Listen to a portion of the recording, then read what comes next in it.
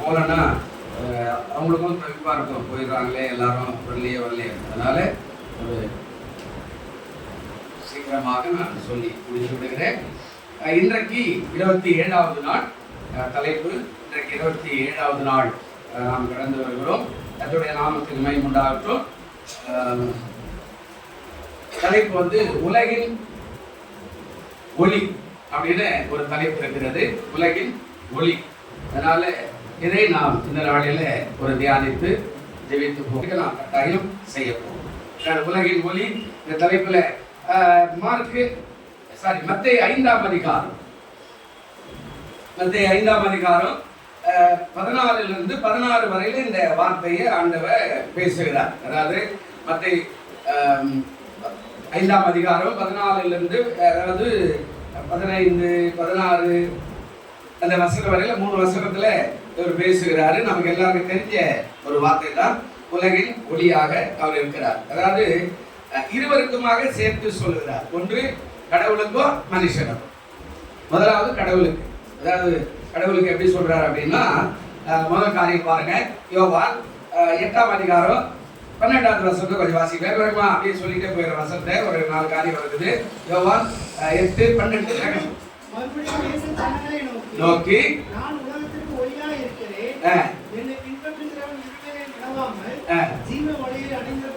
ஆமா, முதல் காரியம் சொல்றாரு, நான் உலகத்துக்கு யாரா இருக்கிறேன்?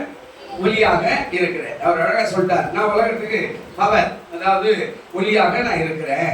ஆமா, இந்த ஒளியில இந்த வெளிச்சத்துல நீங்க நடக்கலாம் அப்படின்னு முதல்லயே அவர் என்ன சொல்றாரு, நான் உலகத்துக்கு ஒளியாக இருக்கிறேன் அப்படின்ற வார்த்தையை அவர் அங்க பயன்படுத்துகிறத பார்க்கணும். அப்போ அவர் வந்த நோக்கம் என்ன? உலகத்துக்கு ஒளி. அதே 9ஆம் அதிகாரம் 5வது வசனத்துல கூட இந்த வார்த்தையை பார்க்கலாம். யோவான் 9:5 கூட இந்த வார்த்தையை ஆண்டவர் சொல்றாரு.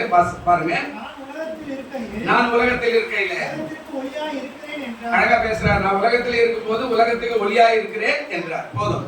அப்ப ரெண்டாவதுல அந்த காரியம் என்னன்னா, உலகத்தின் ஒளியாக அவர் இருக்கிறார். முதல் காரியம் அதான் ஃபர்ஸ்டே சொல்லிட்டார், நான் யாரு அப்படின்னா வெளிச்சமா இருக்கிறேன்.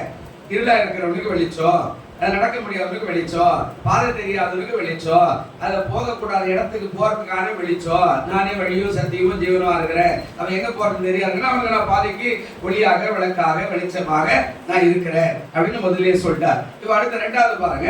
ரெண்டாவது அவரு மனிதருக்கும் ஒளியாக இருக்கிறார் அப்படின்னு பேசுறாரு. அதாவது யோவான் 1:4 என்ன சொல்றாரு? யோவான் 1ஆம் அதிகாரம் 4வது வசனம் என்ன சொல்ற பாருங்க, அவருக்குள் ஜீவன் இருக்குது.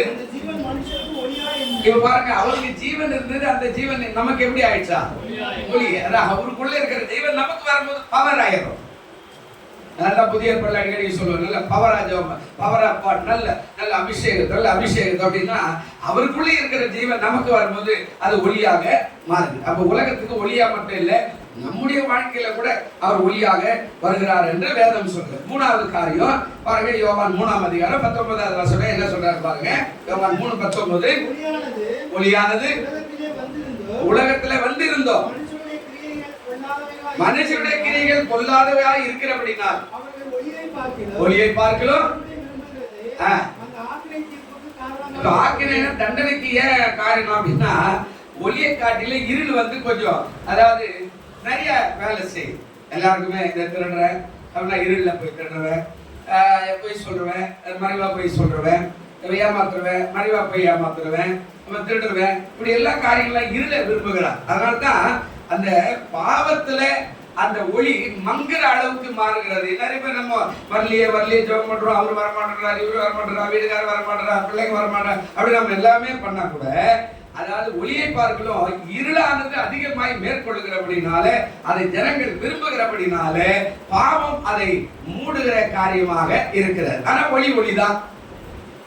கையை மறைக்கிற வரைக்கும் இருளுக்கும். எவ்வளவு நேரம் கை மறைச்சிருப்போம், கட்டாயம் கை வலிக்கும் போது என்ன பண்ணுவோம், கைய கீழே போடும்போது மறுபடியும் பிரகாசம் வந்துடும். அப்ப ஆண்டவர் சொல்றாரு, பாவம் மேற்கொள்ளுது மனுஷன் அப்படின்னா ஒளியை மறைக்கிற.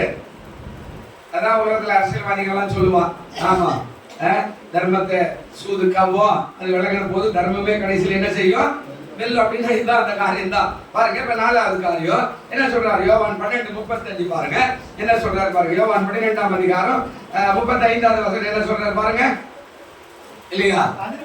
அதற்கு இயேசு இது கொஞ்ச காலம். ஒளியானது உங்களிடத்துல இருக்குது.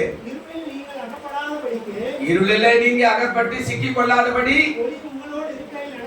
ஆமா, ஒளி உங்களோடு கூட இருக்கையில் என்ன பண்ணுங்க? ஆமா, இப்ப பாருங்க, ஒளி உங்களோடு இருக்கும் போதுன்னா எப்போ ஒளி? இப்ப நல்ல பைபிள் வாசிக்கிறீங்க, ஜெபம் பண்றீங்க, நல்ல ஆராதனைக்கு வரீங்க, நல்ல இப்போ நல்ல புத்தி சுவானமா இல்லாதபடி நல்ல புத்தியோடு இருக்கிறீங்க, ஞானத்தோடு இருக்கிறீங்க. அப்ப ஆண்டவர் சொல்றாரு, ஒளி உங்களோடு இருக்கிற அந்த ஒளியிலே நீங்க நடந்து எல்லா காரியங்களையும் நன்மையை பெற்றுக்கொள்ளுங்க அப்படின்னு ஆண்டவர் சொல்றார். அப்ப ஒளி போயிடுச்சுன்னா இருள மறுபடியும் நம்ம கை வச்சு தடவை மாதிரி ஆயிடுவோம். இந்த நேரத்துல நம்ம விட்டு யாரோ ஒருத்தரை நம்பி இருப்போம், அவர் போயிட்டாருன்னா அதுக்கப்புறம் என்ன பண்றது ஏது பண்றது அப்படின்னா. நான் வாக்கிங் போகும்போது ஒரு 10 வருஷத்துக்கு முன்னாடி ஒரு அம்மா சந்திச்சேன். வாக்கிங் போகும்போது நான் கேட்டேன், ஏங்க எப்போ வாக்கிங் வரும்போது கூட நல்ல ஃப்ரெஷ்ஷா வரீங்க, நல்ல சேரி கட்டு வரீங்க, நல்ல லிப்டிக்கெல்லாம் போட்டு வரீங்க, நல்ல வாக்கிங் வர மாதிரியே தெரியும் உங்களை பார்த்தா அப்படின்னா.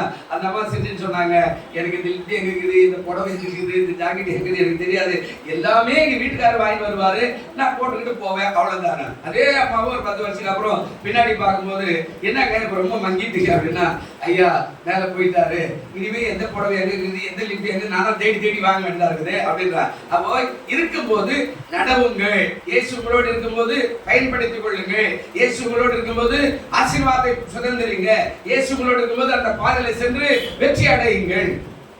அதான் இங்க சொல்றார். கடைசியாக 5வது காரியம், உலகத்துல அவர் எப்படி இருந்தாரா பாருங்க. அதே யோவான் 12:46 வாசிங்க. என்ன சொல்றார்? யோவான் 12:46 சீக்கிரம். என்ன சொன்னாரு? என்னிடத்துல விசுவாசமாய் இருக்கிறவனோ இருளில் இராதபடிக்கு, ஆமா, இருள போகாதபடி யார் அவரோடு கூட இருக்கிறானோ அவனுக்கு அவர் எப்படி இருக்கிறார்னா வெளிச்சமா இருளில் இராதபடிக்கு. நான் உலகத்துல யாருக்கு வந்தேன்? யார குலதெய்வமா, யார அன்பு காட்டுறமோ அவர் தான் எனக்கு தெய்வம், அவர் தான் எனக்கு ரட்சகர், அவர் தான் எனக்கு நாயகர், அவர் தான் எனக்கு மனவாளன், அவர் தான் எனக்கு எல்லாமே அப்படின்னு சொல்ற ஆளுக்கு நான் எப்பவுமே கூட இருக்கிறேன். இருள நடவாதபடி அவனோட கூட அபியாசமாய் நான் இருக்கிறேன். இல்லையா பிரியமானவர்களே, அப்போ அவர் முதல்ல வந்த நோக்கம் ஒளியாக உலகத்துல எல்லா காரியத்தையும் செய்யறார். இப்ப நமக்கு என்ன சொன்னார்? இப்ப பாருங்க, 3 காரியம் சொல்றேன். நமக்கு என்ன பண்ணார்? நாம எப்படி இருக்கணும்? இப்ப வாசிங்களேன். அதாவது மாதிரி மத்தேயு 5:14 இப்ப என்ன சொன்னார் பாருங்க. மத்தேயு 5:14 நீங்கள் உலகத்துக்கு வெளிச்சமாய் இருக்கிறீர்கள், மலையின் மேல இருக்கிற பட்டணம் என்ன செய்யாது. அப்போ நாம யாரு? உலகத்துக்கு என்ன பவர் வாங்கி பவர் கொடுக்கணும், அப்படிதானங்க? நம்ம நல்ல கவனிங்க, நான் பேசுறதை கேளுங்க. கரண்ட் எடுக்கிறோம், நம்ம வீட்டுக்குள்ள ஒரு மீட்டர் ஒன்று போடுறோம், ஒரு பீஸ் கட்ட வைக்கிறோம், அங்கிருந்து அந்த வயரை பிரிச்சு இப்ப இத்தனை லைட் ஏறி வைக்கிறோம். பவர் வாங்கி பவர் என்ன செய்யறோம்? கொடுக்குறோமா இல்லையா? ஆமாங்க தாங்க. இப்போ வெளியில போய் அப்படியே போய் நம்ம கை வச்சோம்னா அந்த லைட்டு பட்டன் எகிரி போயிடும், நம்மளும் எகிரிடுவோம். அந்த பவரை வாங்கி உள்ள அனுப்பி அதுல இருந்து கொஞ்சம் கொஞ்சமா மாத்தி எங்க போன மாதிரி இருக்கணும். அப்ப இயேசு மிகப்பெரிய பவர் உள்ளவர, அவரை அன்பு காட்டும் போது அவர் நம்ம மேல கொஞ்சம் கிரு வைக்கிறார். அதுல நாம உலகத்துக்கு வெளிச்சமா இருக்கிறோம். அப்படி வெளிச்சமாகும் போது மலையின் மேல இருக்கிற பட்டன் என்ன செய்யாது. அப்ப நாம மலையின் மேல இருக்கிற பட்டன் நம்ம எங்க போனாலும் சில பேட்ஸ் நம்மளை சுத்திக்கிட்டே இருப்பான். இந்த அக்கா எங்க போகுது, இந்த தம்பி எங்க போனா, நல்ல சர்ச்சில் பாட்டெல்லாம் பாடுவாங்க, இவன் அங்கே நிற்கிறான், இந்த நேரத்தில் ஸ்கூல் விடுற நேரத்தில் எங்க பொண்ணு பார்க்குறானா, இந்த பொண்ணு அங்கே நிற்குது, என்ன பையன் சுத்துதா. பவர் எப்பவுமே நம்ம சுத்திக்கிட்டே இருக்கோம். அந்த பவர் வெளிச்சமா இருக்கு, அவர் கொடுத்த அதை வாங்கி நாம செயல்படும் போது நான் உலகத்துக்கு வெளிச்சமா இருக்கிறோம். மலையின் மேல இருக்கிற பட்டன் என்ன செய்யாது.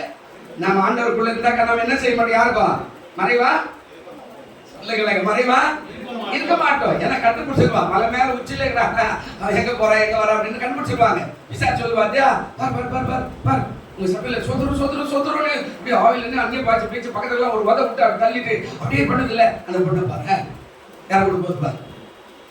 இல்லையா மலையின் மேல இருக்கிற பட்டன் என்ன செய்யாதுங்க.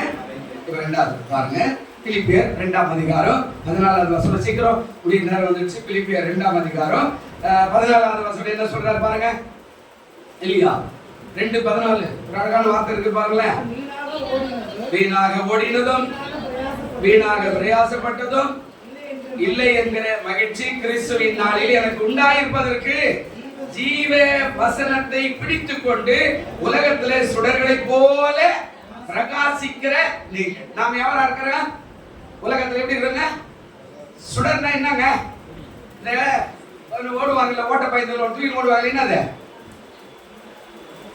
முன்னாடி போவாங்க, என்னதுங்க? ஒலிம்பிக் தீபத்தை என்ன பண்ணுவாங்க?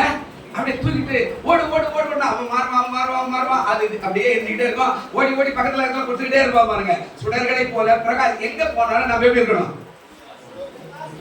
எங்க போனாலும் எப்படி இருக்கணுங்க? நாம வேலைக்கு போனாலும் சுடர்கள், வியாபாரத்துக்கு போனாலும் சுடர்கள், வீட்டுல இருந்தாலும் சுடர்கள், மார்க்கெட்டுக்கு போனாலும் சுடர்கள். ஒருவேளை ஏதோ ஒரு காரியத்துக்கு வேற எங்கேயோ போறோம், மாலுக்கு போறோம், அங்க போனா நாம யாருங்க? சுடர்கள். அப்போ பிரகாசிக்கிற சுடர்களை போல உலகத்துல நாம் இருக்கணும். அதாங்க சொல்றாரு. கடைசியாக நீதிமொழிக்கு முடிச்சிடலாம். நீதிமொழிகள் 4ஆம் அதிகாரம் 18வது வசனம். பழைய ஏற்பாட்டில் இந்த வார்த்தையை சொல்றாரு பாருங்க. நீதிமொழிகள் 4:18 இருக்க அந்த வார்த்தையை அழகா பேசுறாரு. சீக்கிரம் வாசிங்க. நீதிமானுடைய பாதை. இப்ப நம்ம தான் ஆண்டவர் சொல்றார், நீதிமானுடைய பாதை நடுப்பகல் வரைக்கும் அதிகமாய் பிரகாசிக்கிற சூரிய பிரகாசம் போல. அது என்ன செய்யுங்க? இப்ப நாம உலகத்துக்கு வெளிச்சமா இருக்கிறோம் அப்படின்னு ஆண்டவர் சொன்னாரு. எப்படி வரணும் அப்படின்னா, நீதிமானுடைய பாதை எப்படி இருக்கிறாங்க? நடுப்பகல் வரைக்கும்.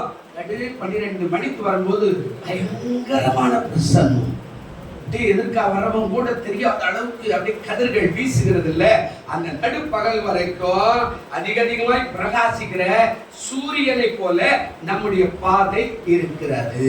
அல்லேலூயா. ஆண்டவர் சொன்னார், நான் உலகத்துக்கு ஒளியா வந்தது கரெக்ட். ஆனா உங்களையும் நான் அப்படித்தான் பிரகாசமாய் மாற்றுறேன். உனக்கு வயசு இருக்குது, வயசு இல்லை, வயசு ஆயிட்டு, அதெல்லாம் உனக்கு நீ கவலைப்படாத. எனக்குள்ள இருந்தேன்னா என் கிருபை உனக்கு போதும்னு சொல்லியிருக்கிறேன். இதை வச்சுக்கிட்டு நீ சுடர்களை போல போலாம். மோசேக்கு 120 வயசுல கூட அற்புதமான காரியத்தை செய்தான். யோசுவா 120 வயசு கூட தேசத்தை பங்கிடுவனாய் மாற்றினார். அப்ப உன்னை கொண்டோ என்னால எல்லாம் செய்ய முடியும். கர்த்தர் ஆசீர்வதிப்பார். கண்களை மூடுவோம். நல்ல பிதாவே, இந்த வார்த்தை கேட்டுக்கொண்டிருக்கிற பார்த்து கொண்டிருக்கிற எல்லாரையும் ஆசீர்வதியும். அவர்கள் ஆண்டவரை கர்த்தா உலகத்துக்கு ஒளியாக, ஆண்டவரை மறைந்திருக்கிற பட்டணம் மறைந்திருக்க மாட்டாத பட்டணமாக அவர்கள் இருக்க உதவி செய்யும். கிருபை பாராட்டும். அந்த எல்லாரையும் ஆசீர்வதி இயேசு கிறிஸ்துவின் நாமத்திலே வேண்டிக் கொள்கிறோம். நல்ல பிதாவே. சேர்ந்து சொல்லுவோம்.